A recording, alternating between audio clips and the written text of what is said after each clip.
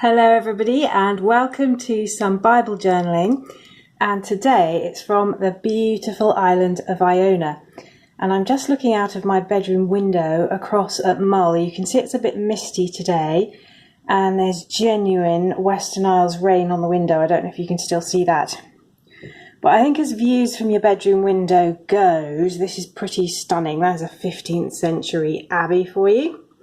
That's Iona Abbey just across the field there. And you can see the mound in the background, and on a really clear day you'd be able to see much further over there to Jura. We saw the Paps yesterday and it's a pretty inspiring place. People call this a thin place, meaning that the veil between earth and heaven is thinner here, and I totally know what they mean. So I'm just going to back up a bit in the bedroom. I'm in the bedroom because this house is very full of people. We're on a lovely cousinly house party here, and I thought this was my best chance of getting some peace. So just going to clip that in there and hopefully you can see what I'm doing. Let's see if I move that to about there. So yesterday some of us went on a boat trip to Staffa, and Staffa's a small island off the north end of Iona, about 10 miles away, and it's very famous for its columnar basalt and Fingal's Cave, and obviously Mendelssohn helped with all that fame. So it was pretty amazing, and on the journey we just saw the most incredible array of wildlife. I mean, I've really never seen anything quite like it. It was absolutely stunning. We saw dolphins playing in the water. We saw a seal pup on a rock that was, they reckoned, about 2 to 3 days old. We saw Manx shearwater, gannets, and then as we got nearer Staffa itself, the whole sky was just clouds of puffins. Puffins are the cutest thing when they're flying. They are just so sweet, and honestly it was just amazing. It was just absolutely amazing, and I just felt so blessed to see it all. God's creation just in all its glory spread out in front of us. Now I decided on the back of all that I'd have a little play with paint. And the thing is, you just don't have to be a great artist. You don't have to be very confident. You don't have to be somebody who feels good at painting to play with paint. And for me, there's something really special about being able to kind of commune with God's creation through different media, and eyes and ears are obviously a key part of that. But when I get home, I kind of always want to just consolidate on what I've seen, and paint's a really good way of doing that for me. It's just a bit of fun. I'm just trying to get a suggestion of the columns. I mean, the rock formations on Staffa are incredible. Don't know if you've ever been there. If you ever get the chance, do. So as I'm doing this, I am thinking about Psalm 104, which actually I was kind of singing to myself on the boat yesterday. And it starts by saying, "O Lord my God, you're very great. You're clothed in splendor and majesty." And to me, you know, there's nothing that makes me praise God genuinely from my heart more than the beauty of his creation. And it was just so incredible. You know, we're seeing dolphins playing in the water, 3 of them, a little pod.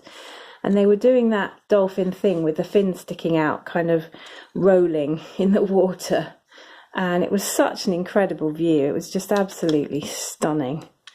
It was just so beautiful. And it just makes my heart kind of amazed at how incredible God is. And then there were the rocks. I mean, the granite formations on Staffa are something else. They really are. Just these amazing columns. I couldn't hope to replicate them in paint myself, although I know many have really beautifully. And obviously you could look online for a photograph if you're interested. So yeah, just so much to praise God about, so much of his creation. And I came back to Psalm 104 when I got home, and I noticed further down in the psalm, so it's actually verse 24, it says, "How many are your works, Lord? In wisdom you made them all. The earth is full of your creatures. There is the sea, vast and spacious, teeming with creatures." Teeming with creatures beyond number, living things both large and small. And, you know, that just so summed up our day yesterday. The living creatures both large and small. And it was just such an amazing kind of panoply of all these incredible creatures spread out before us. So what I'm doing here is I'm just playing with colour. I don't know if you can see that okay. I'm just playing with some stripes of paint. And I'm doing this because I'm going to write over the top. So I'm just going to write out the psalm. I'm using a very thin line aqua brush. It's the thinnest of them all. It's ancient, this aqua brush. I find that they last forever. Sometimes they leak a little bit around the seam and you just have to screw them up more tightly. Usually I use a thick one for everything, but I just, see, I'm just putting a bit more water on the page there because I got too much colour for the sky. But actually this time I thought I'd just use a thin one and see. And you can sometimes get a more concentrated colour with the thin ones. And you'll see there, I wanted some really bright colours there in the foreground, just as a suggestion of the kind of colours that we're getting on Iona at the moment. Just these incredible pinks and purples and greens and yellows as the grasses mature through the summer. And yesterday I looked out of the window and there was a whole flock of wheatears on the grass outside the window. Just incredible, doing these amazing kind of balancing acrobatics that they do while they're eating. So yeah, the whole place just teeming with wildlife. And then, you know, here it is, it right there in Psalm 104, somebody else having experienced that same sense of wonder at God's creation.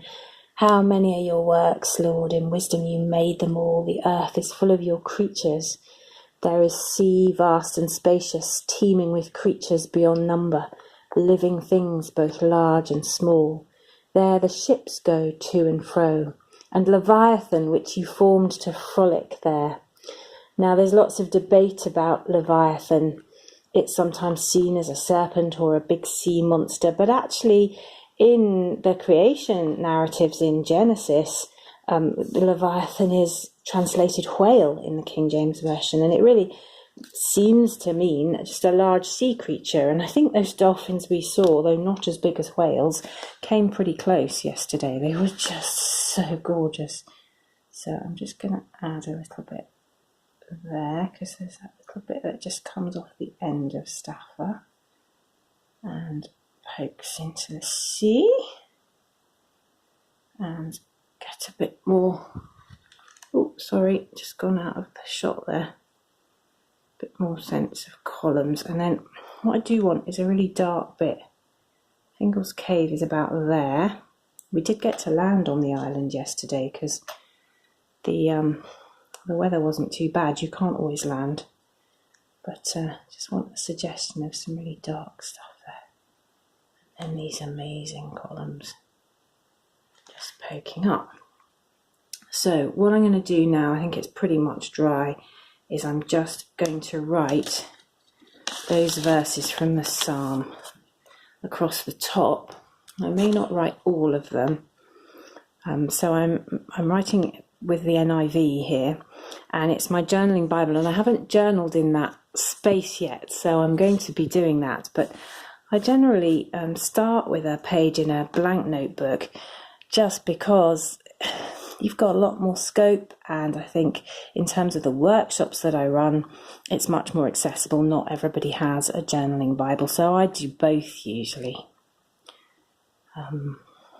How many are your works, Lord? Exclamation mark. And it's Psalm 104. 104. And I'm going to write out verses 24 to 26.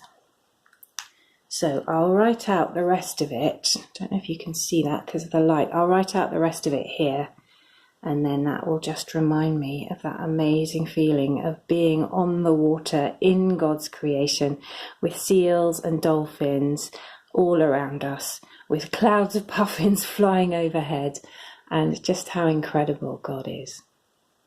Thanks for watching. Please subscribe, and I'll see you next time.